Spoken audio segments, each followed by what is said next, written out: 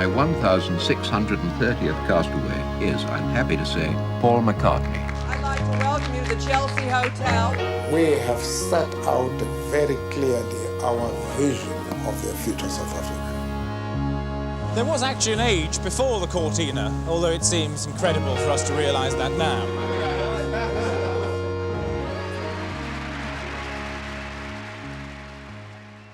The whole thing about Arena, in its fundamentals, was there was no agenda.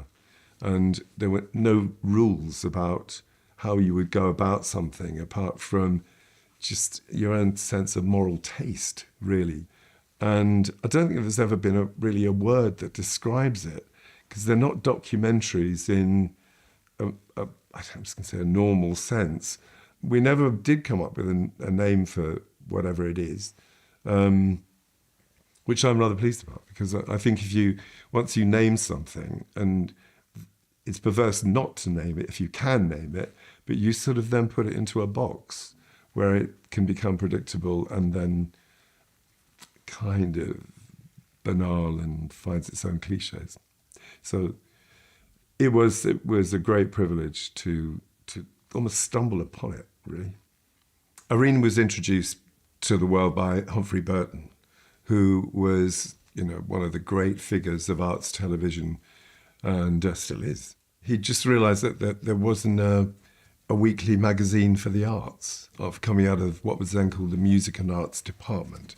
And then in 1978, Alan Yentob took over Arena, and then by some kind of osmosis, it turned into a single subject film strand that wasn't really in any way tied to what was happening that week. It became freer and freer, really. And I joined then as a research trainee from radio, which is where I'd been working before. And so it became a kind of unit that had its different aspects, but was very sort of unified, I think, in our take on the arts, culture, the world, and everything. And more, much more than this, I did it my way. Regrets, I've had a few. The first idea that I presented to Alan was I'd got a thing about the song My Way. And in my privileged position as rock critic for the Morning Star, I'd had an advance copy of what was the Sex Pistols' final single, Ronnie Biggs Is Doing Time. And the B-side, which of course became much more famous, was My Way.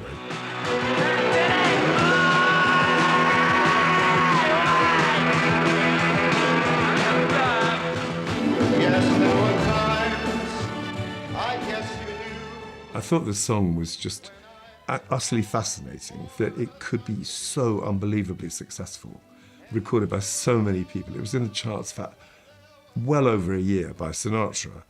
And I just thought, how on earth could anybody really think that this song would sum up their lives? But clearly it was a very, very widely held view. Do you feel you've been able to do things your way, though, in your life? Yeah. Oh, yeah. I can't complain. Yes. My husband and I, definitely, yes. We've done what we wanted to do, not what other people have told us what to do. I put this on a side of A4 and I thought, well, it's going to be difficult. And I showed it to Alan, and who was a bit nonplussed, and then I talked it through a bit. And he said, well, let's do it. And the whole commissioning process took about 10 minutes, which was a lesson to us all, really, and something that we tried to keep to. No one had really made a film quite like that before, about such an unlikely subject. Now it's 9:05, and time for Desert Island Discs. As usual, the castaway is introduced by Roy Plumley. Then I did one about Desert Island Discs, which again, how can you make a film about a radio programme? We built a desert island for Roy at Ealing Studios, which the BBC still owned, where all the great Ealing comedies, Kind Hearts and Coronets and Passport to Pimlico, had all been made on the stage where we filmed him. And a priceless array of guests, of whom McCartney was obviously the star. And it was the 40th anniversary. It was going to be a very special guest. And he agreed to do it. And it was about a year almost to the day that John Lennon had been shot in New York. And so he was kind of the most famously vulnerable person on earth, basically. I've chosen one off John Lennon's record Double Fantasy, which I think is a beautiful song. It's very moving to me. But anyway, so I'd just like to sum the whole thing up by playing a song called Beautiful Boy. And he was just brilliant. I mean, very witty. And so that really was the icing on the cake. I mean, it would have been fun, whoever the 40th anniversary of Guess had been, but that was, you know, he'd not talked to anybody all that time.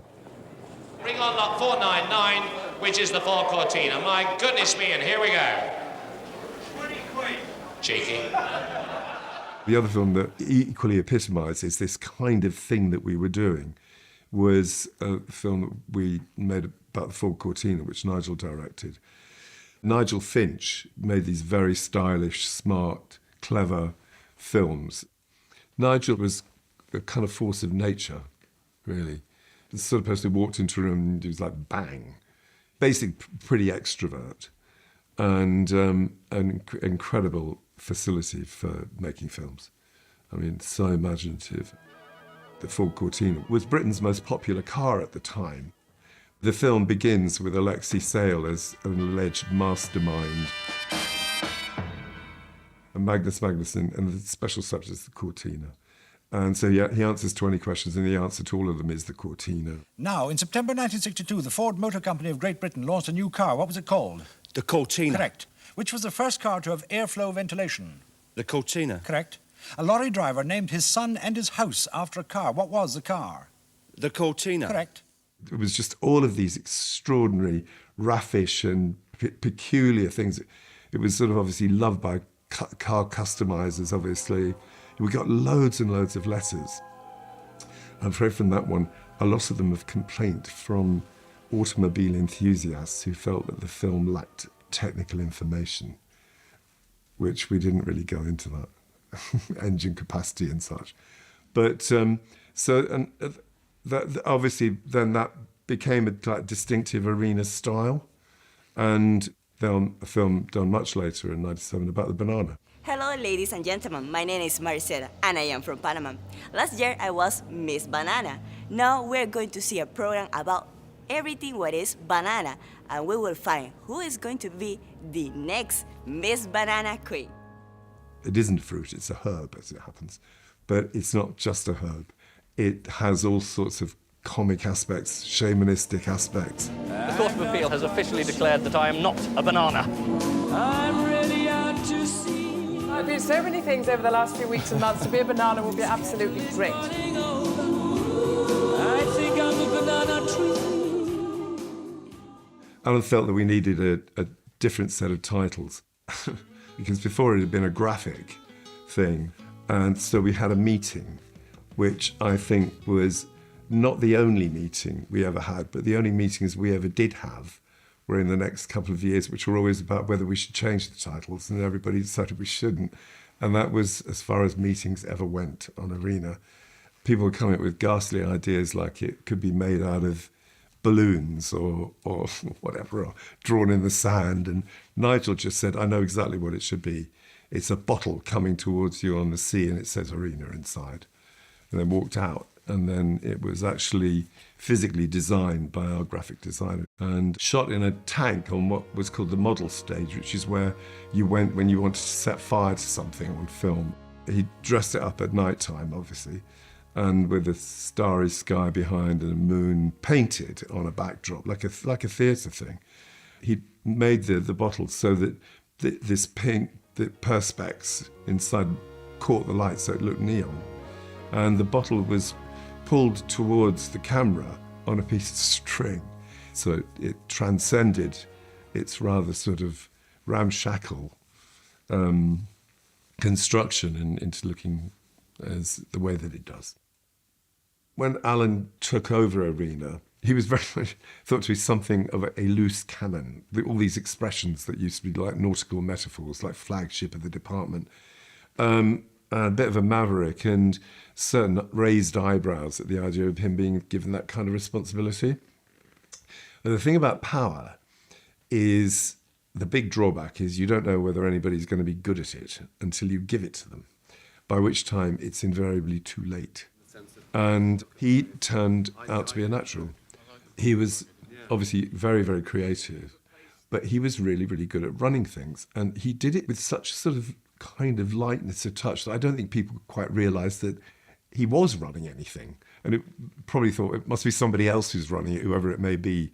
He was, I think, very intuitive, very instinctive, just a natural innate flexibility and open to stuff like the kind of ideas that Nigel and I would come up with, My Way, the Cortina. Someday, this crazy world will have to end, and our God will take things back that he to us did lend. I remember Kurt Vonnegut, Nigel's film, being discussed on a program called Did You See?, which used to be on every week. It was a sort of upmarket goggle box, basically, where distinguished persons who had some kind of take on the subject, who weren't connected with the film, would talk about that week's television. I remember Martin Amis being outraged by the extent to which Nigel and Vonnegut sort of enacted certain bits of his life, and, you know, in a filmic kind of way. Now, this has the effect of preempting the artistic centrality of the whole idea, so that instead of Kurt Vonnegut being the center of attention, it's whoever dreams up these montages and collages and intercedes with his own artistic sense in front of the author. Saying that documentaries about artists should be just pure reportage. They shouldn't try and be art themselves or whatever. So that was a view that I was thinking quite widely held. And we were very much not that. We were all genuinely really interested in the arts, full stop. And we all had our heroes and people that we would really like to make a film about out of just sheer admiration, of which there are obviously lots of examples. My own personal one was the Everly Brothers. You know, I couldn't believe it. I mean, as a child, you know, they were just like, you thought, well, there's no way you could be Elvis, but maybe you could be a bit like an Everly Brother, you know.